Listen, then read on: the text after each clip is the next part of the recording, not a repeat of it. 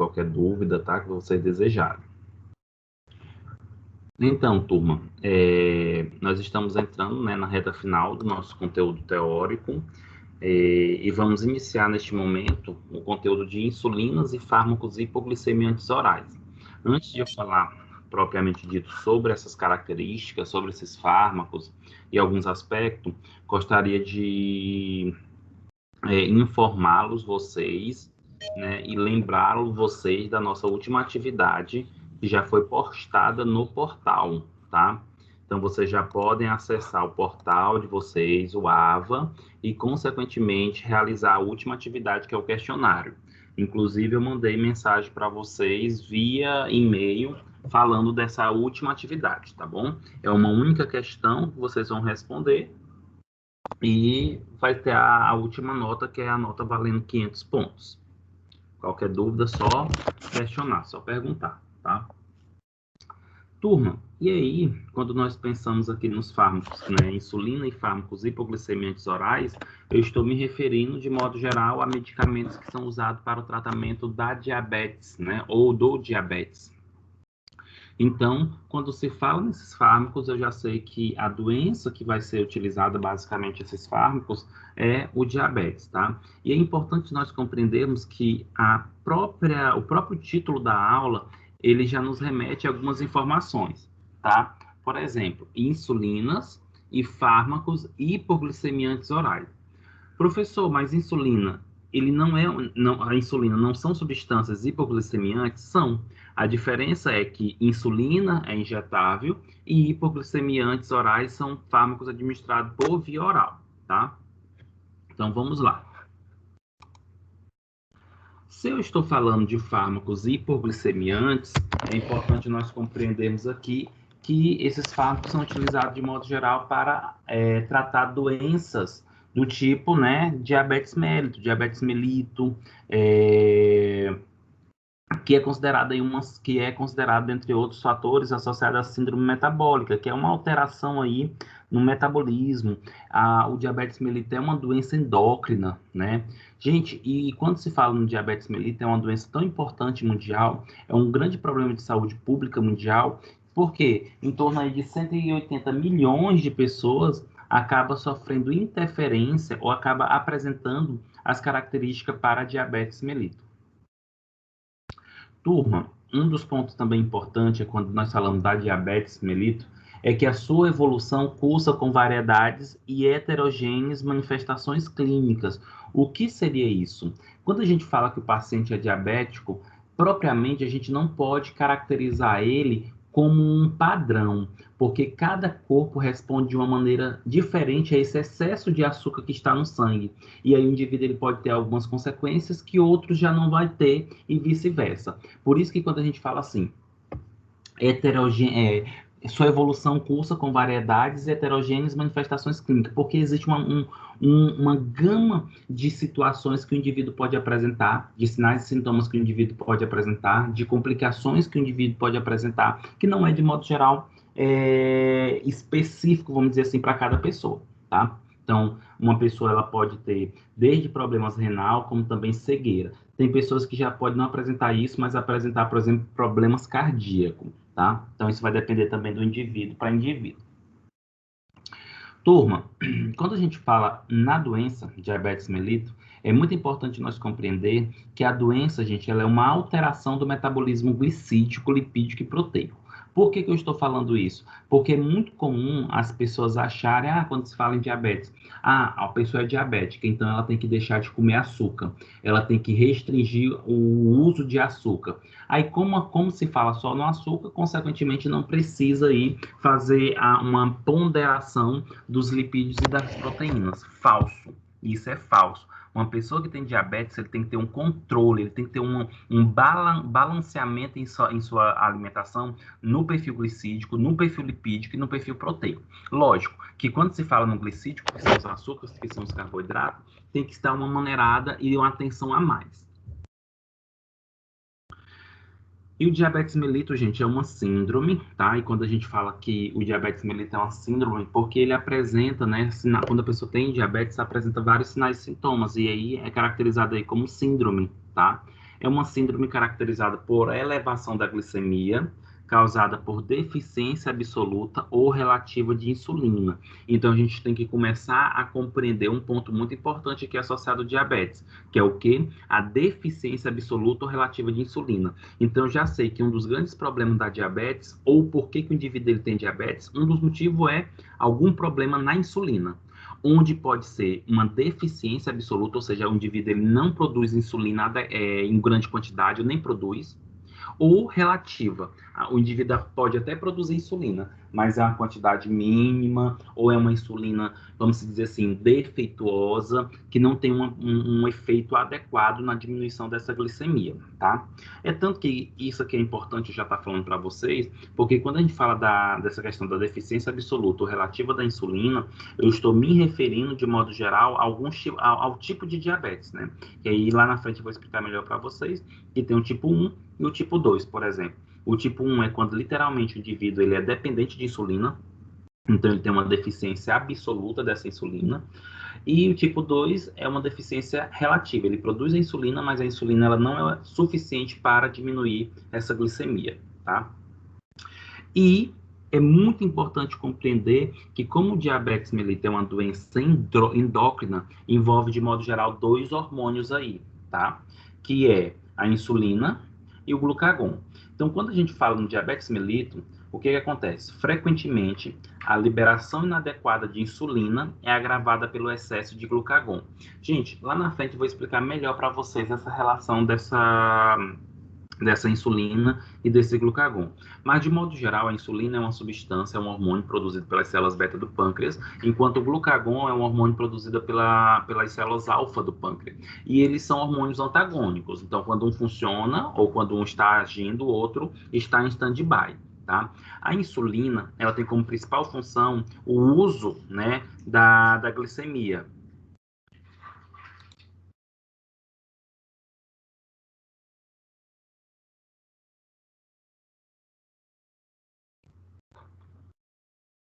E aí tem como principal função aí a insulina o uso, né, o consumo da glicose. Então a insulina ela tem como papel fundamental para que a glicose possa ser usada e obter essa energia a partir dessa glicose.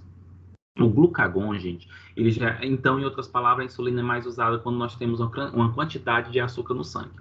Já o glucagon, ele é um hormônio que ele é manifestado, que ele é produzido quando se tem uma baixa de insulina na corrente sanguínea, porque a função do glucagon, de modo geral, é pegar o glicogênio, que é a forma de reserva energética do nosso corpo, quebrar esse glicogênio e liberar a glicose.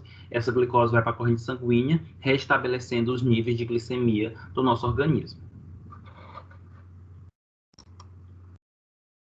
Gente, o diabetes mellitus, ele é considerado uma doença crônica degenerativa, tá? Por que é considerado uma doença crônica degenerativa? Porque, de modo geral, gente, é uma pessoa que tem a diabetes, o excesso de açúcar na corrente sanguínea vai favorecer com que ocorra lesões nos tecidos, lesões em órgãos-alvos, tá? E, consequentemente, vai lesionando. Se vai lesionando, vai ter um processo de degeneração, tá? Como eu já falei anteriormente para vocês, o diabetes mellitus é considerado a doença mais comum, é a doença endócrina mais comum, tá? E, consequentemente, pode levar a complicações nos olhos, nos rins, nos nervos e vasos sanguíneos, tá? E, consequentemente, como leva a essa lesão nos olhos, nos rins, nos nervos e nos vasos sanguíneos, isso pode levar a algumas complicações ou problemas de saúde, tais como infarto agudo do miocárdio, o acidente vascular cerebral, a insuficiência renal crônica, a insuficiência cardíaca, as amputações de pés e perna, a cegueira definitiva, os abortos e as mortes perinatais. Gente, perceba-se o quanto que o diabetes é uma doença perigosa e muito mais porque ela é silenciosa.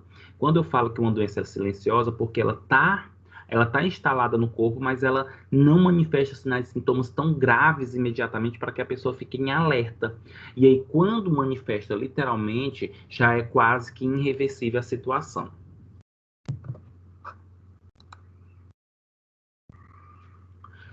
Para nós compreendermos, né, essa característica aí associado, por exemplo, a ao diabetes, é importante nós compreendermos uma regulação da glicemia, tá? Ou a fisiologia hormonal pancreática, né? Que no caso libera algumas substâncias em si, tá? Turma, olha só, o pâncreas, né, é um órgão. O pâncreas, ele é uma glândula endócrina que produz os hormônios peptídeos, como insulina, glucagon e somatostatina. Por que é considerada endócrina? Porque o pâncreas acaba produzindo esses hormônios e é liberado na corrente sanguínea.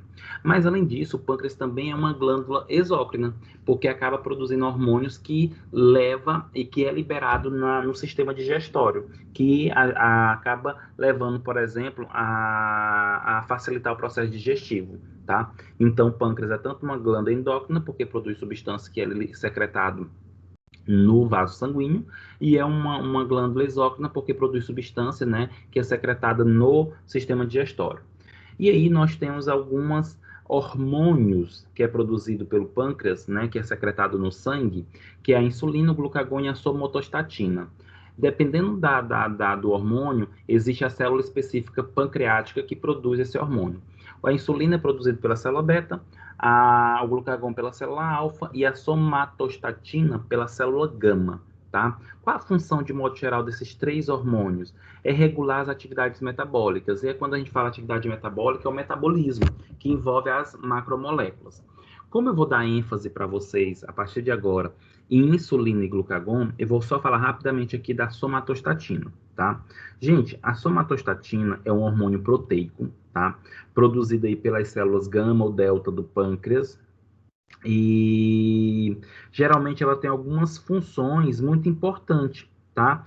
Entre essas funções, né, da somatostatina, tem, por exemplo, inibição do hormônio do crescimento, inibição do hormônio estimulante da tireoide, ou seja, acaba regulando o excesso ou não desse hormônio. Diminui também a secreção, por exemplo, de gastrina, secretina, motilina, tá? E, além disso, age ainda sobre os hormônios insulina e glucagon, tá? Além disso, a somatostatina, apesar de ser um hormônio endócrino, ela regula, ela diminui a secreção de hormônios pancreáticos que são exócrinos, tá? Como as enzimas digestivas. E olha só, compreendemos os tipos de hormônios, né? Compreendemos aqui o tipo de hormônio.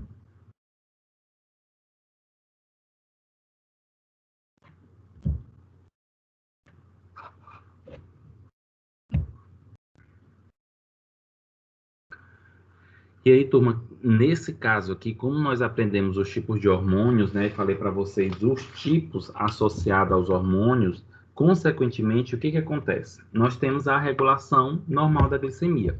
E aí, o nosso foco aqui, turma, é os hormônios insulina e o hormônio glucagon. Para nós entendermos o que é a regulação da glicemia no nosso organismo, primeira coisa, o que é glicemia? Gente, glicemia, mia vem sangue, gli de glicose, é açúcar. Então, é a quantidade de açúcar no sangue, é a quantidade de glicose no sangue, tá? E aí, gente, essa quantidade de açúcar no sangue, ela tem um limite, ela tem um limiar.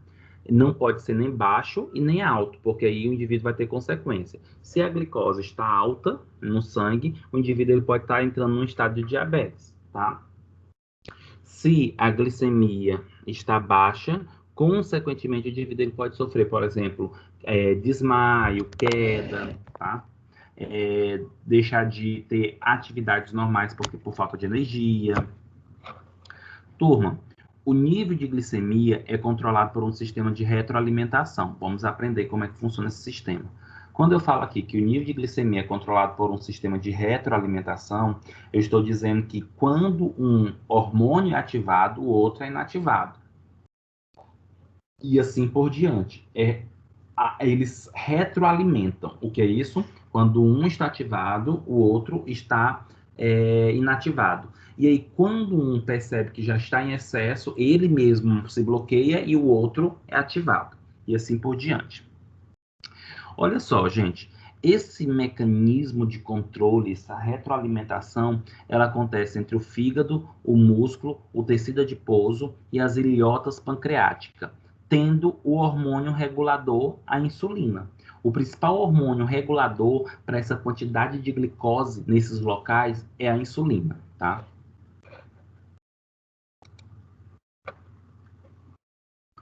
Nesse slide, turma, nós temos aqui o processo dessa regulação da glicemia, tá? No organismo.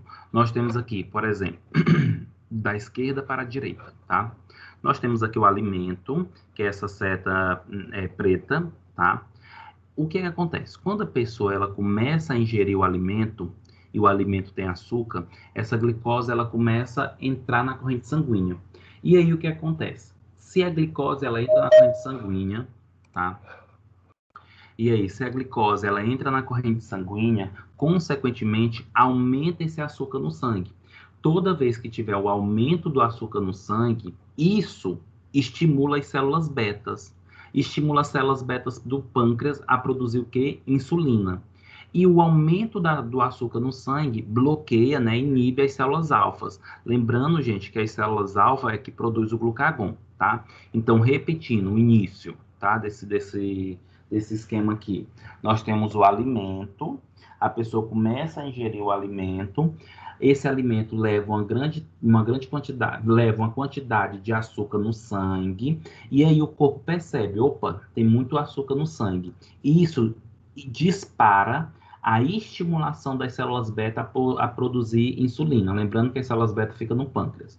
E ao mesmo tempo que a quantidade de açúcar no sangue estimula as células beta a produzir insulina, isso também inibe as células alfa, deixando de produzir aí o glucagon, certo? Então agora nós temos uma grande quantidade aí de insulina sendo liberada pelas células betas na corrente sanguínea. O que essa insulina vai fazer?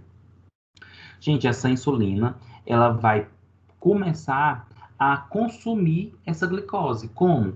Vai fazer com que a glicose entre nas células, essa glicose nas células vai levar a sua oxidação, produzindo ATP, né, que é adenosina trifosfato cíclico, e vai dar energia para o nosso corpo. Contudo, uma certa parte dessa glicose não vai entrar na célula porque a célula já não precisa mais daquela energia. O que vai acontecer?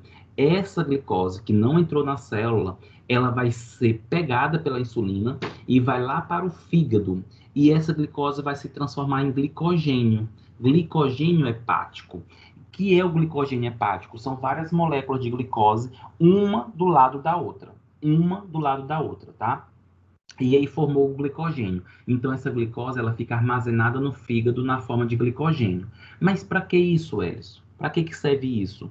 Isso daí, turma, serve para quando nós estivermos em jejum, em estado de muito tempo sem comer, tá?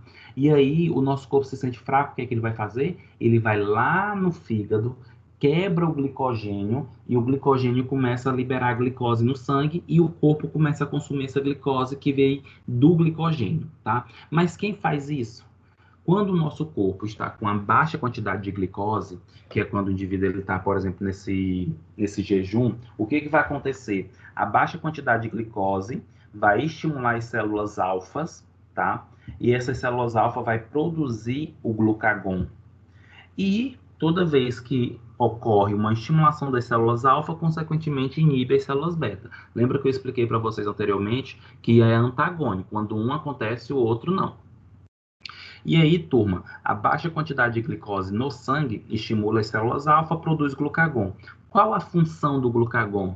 O glucagon, gente, a função dele principalmente é ir lá no glicogênio, quebrar o glicogênio, liberar a glicose e essa glicose vai para a corrente sanguínea. Lembrando que o glicogênio é hepático, tá? Então, o glucagon vai lá no fígado, quebra o glicogênio, começa a liberar a glicose desse glicogênio, essa glicose vai para a corrente sanguínea e, teoricamente, restabelece os níveis de glicemia, ou tenta, pelo menos, restabelecer o nível de glicemia. E aí começa todo o processo de novo. Se tem glicose no sangue, estimula as células beta, produz insulina, bloqueia as células alfas que produzem o glucagon. E assim por diante. Começa toda a etapa. Por isso que fala que é um processo de retroalimentação. Alguma pergunta, turma? Alguma dúvida?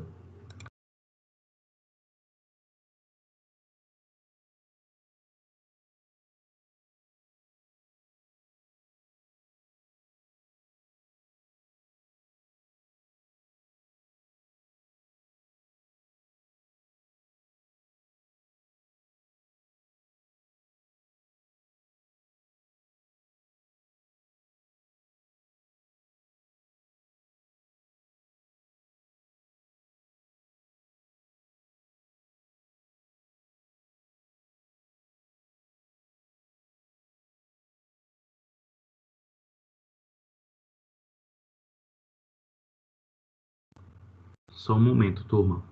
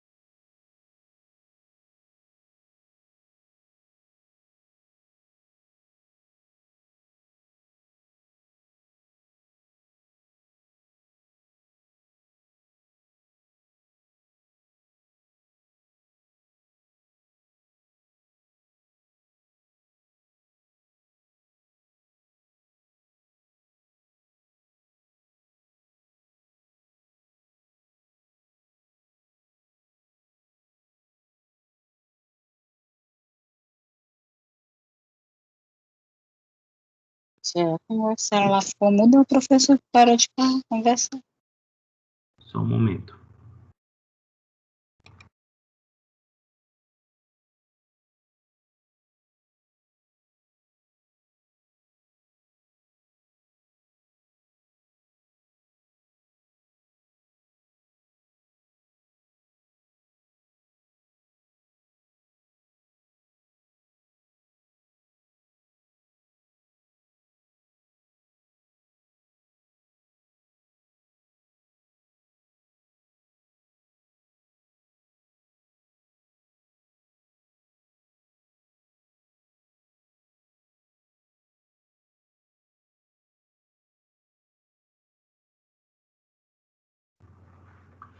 Turma, retornando.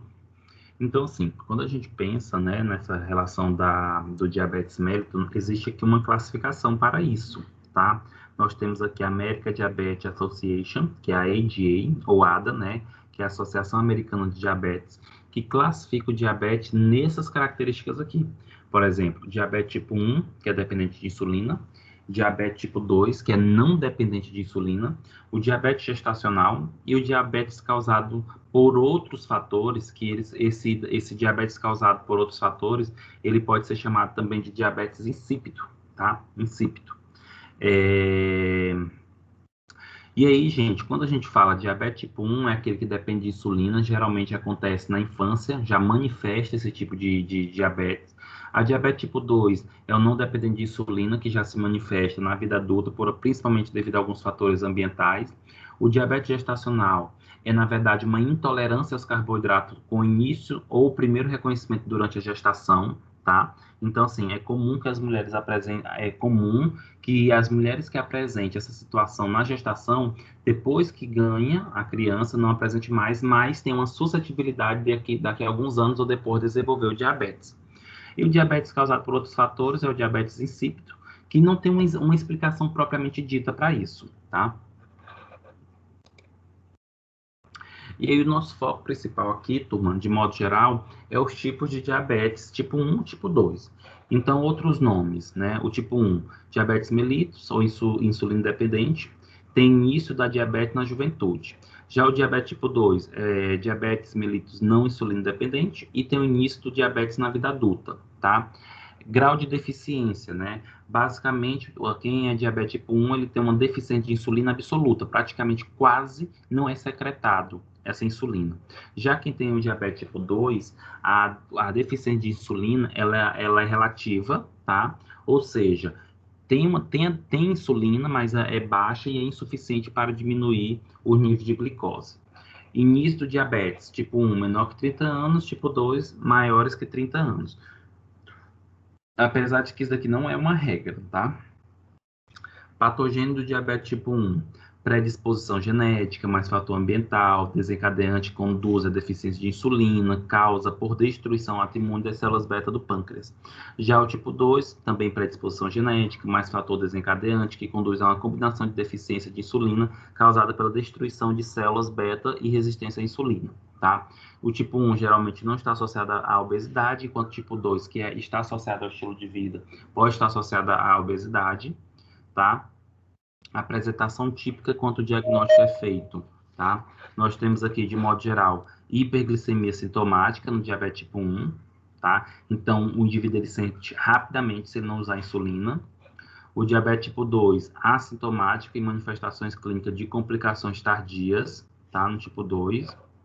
E o tipo 1, proporções de todos os pacientes com diabetes tipo 1, de 5 a 10%. E o diabetes tipo 2, em torno de 90 a 95%. Ou seja, a maioria dos casos de diabetes no mundo é diabetes tipo 2.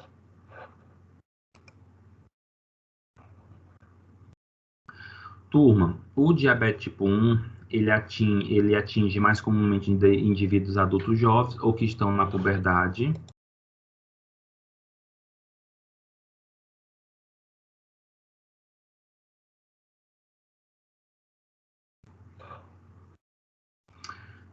O diabetes tipo 1 está associado à falta absoluta de insulina, causada por extensa necrose das células betas, ou seja, possivelmente por uma doença autoimune, e isso leva a uma deflagração por invasão viral ou ação de toxinas.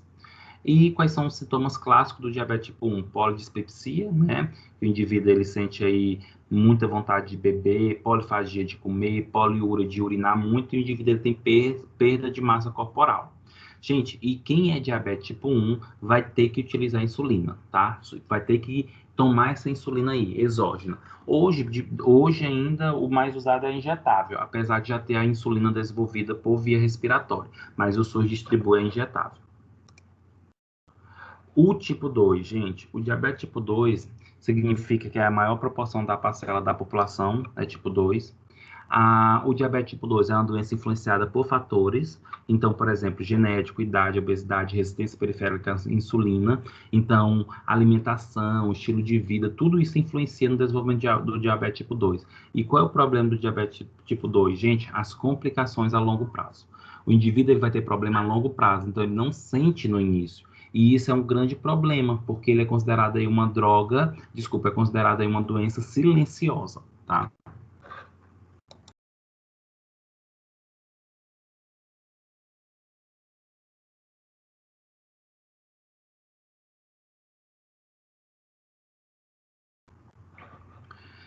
E o pâncreas, gente, quando o indivíduo ele tem diabetes tipo 2, o pâncreas ele mantém alguma função das células beta, mas a secreção de insulina é variável e é insuficiente para manter a homeostasia da glicose, tá? Significa o quê? Que o indivíduo que tem diabetes tipo 2, o pâncreas ainda funciona na produção de insulina, só que é bem baixa, é insuficiente para controlar esse açúcar no sangue, tá?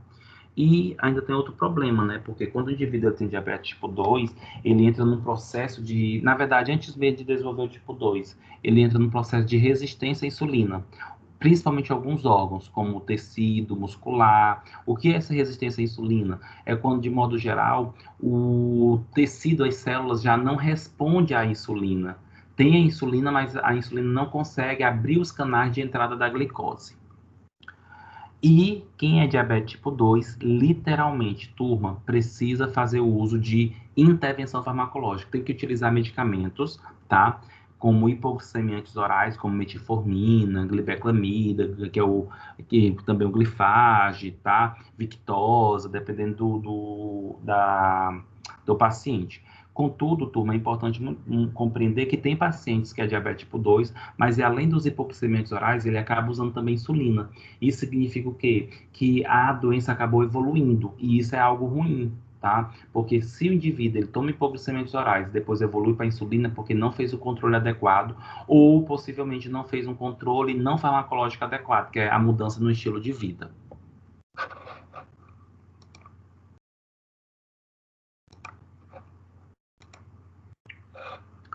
Turma, alguma dúvida, alguma pergunta?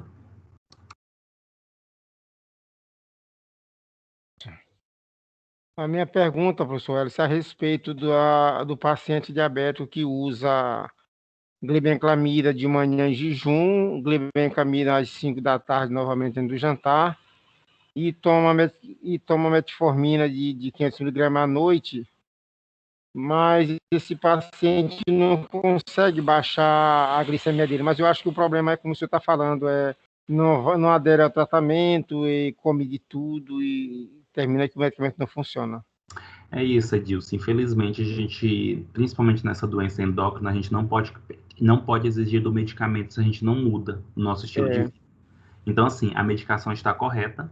São os dois principais medicamentos para tratar diabetes, tá? Que é o secretagosto e um fármaco utilizado na resistência à insulina. Então, tá perfeitamente.